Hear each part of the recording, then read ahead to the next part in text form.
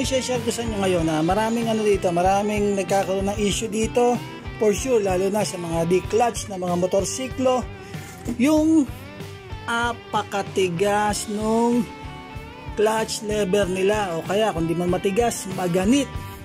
So paano nga ba natin mapapanatili yung pagka-smooth nung clutch natin? Kasi nakakainis yan, lalo na pag sa traffic, sa long ride, yung napakatigas na clutch natin. Maraming namumroblema dyan. So ito, i-share ko sa inyo ngayon kung paano natin mapapanatili na malambot yung clutch natin. Pasensya na kayo, medyo madumi yung kamay ko kasi nagkakalikot tayo ng motor.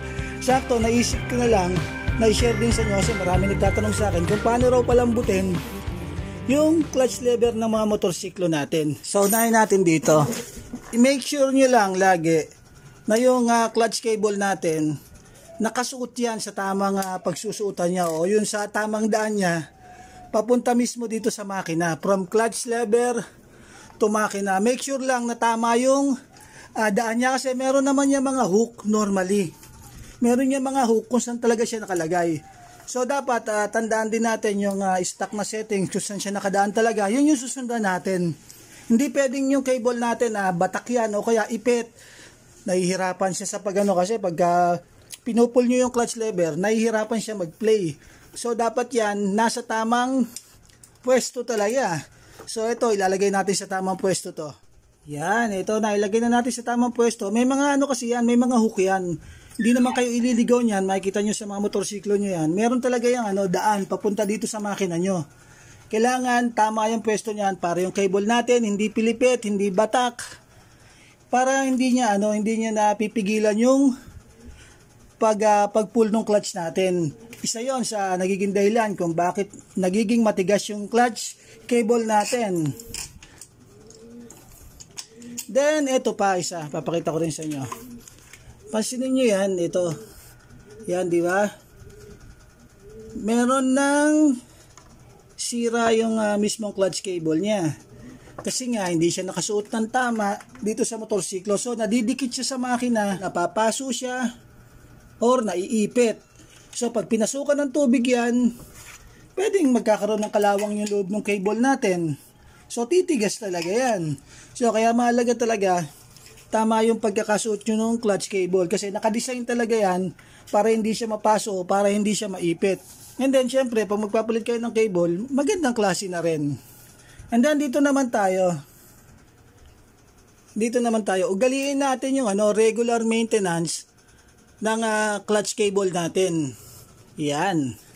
Hanggang maaari, linisin natin yung loob niyan gamit ang gasolina. Pwede nyo lang patakan lang yan dyan.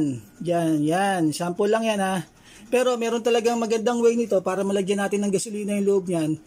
Isisingit ko na lang, ito yung bid niyan. Ganyan yung gawin nyo, lagyan nyo ng plastic para makapenetrate yung gasolina dun sa loob ng cable. And then, laro-laruin nyo lang to para malinis yung loob. Lalo na pagka luma na yung cable nyo, mas maganda, malinis muna yung loob para matanggal yung mga dumi, yung mga kalawang sa loob. Ito yung pwede nyo gawin. Isa-shortcut ko na lang kasi inaano ko lang naman sa inyo. Ginawa ko lang ng short vlog. Hindi ko na sa inyo mapapakita eksakto. Ito na lang bid na to. Yan na lang yung sundan nyo. Ganon din ang gagawin nyo dyan. Lagyan nyo ng plastic and then lagyan nyo ng gasolina. And then pagka nalinis nyo na siya, gamitan nyo naman siya ng multi-purpose lubricant. Pwede itong sample na to, itong Kobe. Pwede rin WD-40. Lalagyan nyo rin ulit yan dyan sa butas. Ito na naman, isisingit ko na naman tong video na to para makita nyo kung paano yung paglalagay. Para makapenetrate talaga yung oil sa loob ng cable.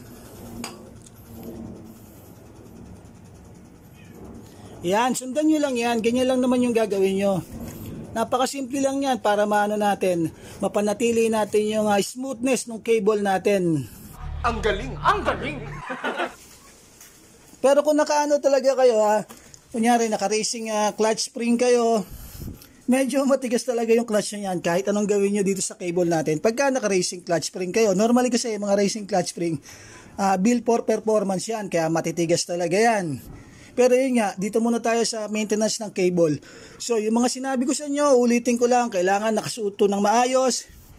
And then yung cable nyo, walang damage. Pag may damage yan, palitan nyo na, lalo na pag luma na. Huwag nyo lang antayin maputol. And then yun nga, paglilinis ng cable, paglulubricate, part yan ng regular maintenance ng motorsiklo natin para mapanatili yung smoothness. Yun, yung cable nyo, pag meron na kayo nararamdaman parang gumaganit, minsan kasi may putol na yan sa loob na hibla, kahit anong gawin yung linis, talagang matigas na rin siya. Kaya maganda, pag luma na yung cable nyo, palitan nyo na. Pinaka the best nun. Para na rin sa ano nyo, hindi rin kayo maabala in the future. Mamaya nasa biyahe kayo, kung tsaka maputol. So itong mga sineshare ko naman sa inyo, napaka basic maintenance ito sa motorsiklo natin. Pero maraming hindi gumagawa. Tsaka maraming hindi pa rin nakakaalam. Doon sa mga nakakaalam, congrats. Doon sa hindi, ito po yung sineshare ko sa inyo na pwedeng makatulong. Sa paano, thank you very much mga chupapi. Sana nakatulong yung sineshare ko sa inyo. Salamat sa mga patuloy na sumusuporta. Ilalapag ko na ang closing ceremony. Sumayin nyo ang kapayapaan. Umayo kayo at nang makarami.